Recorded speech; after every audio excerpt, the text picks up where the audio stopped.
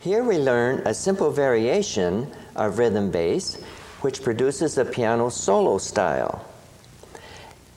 In our textbook on page 6, we read the explanation of simple bass melody. And we will apply it to the hymn on page 4. This hymn, played in simple rhythm bass, would be this way.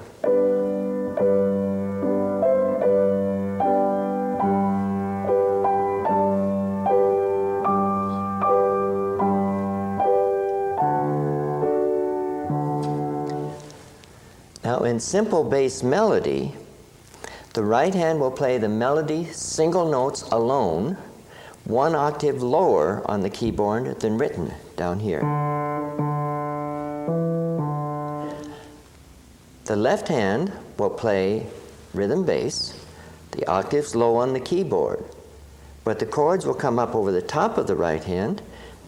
So applying those steps to the hymn Only Trust Him, page 4, it will sound like this. Since it begins on beat 4, we'll start only with a single note in the right hand.